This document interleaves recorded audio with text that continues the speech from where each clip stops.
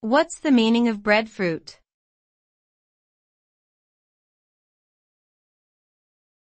Breadfruit.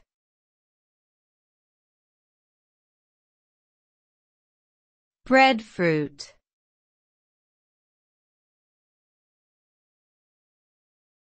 Breadfruit.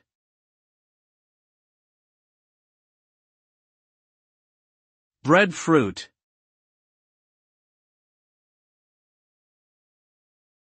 Breadfruit is a type of fruit that is commonly found in tropical regions.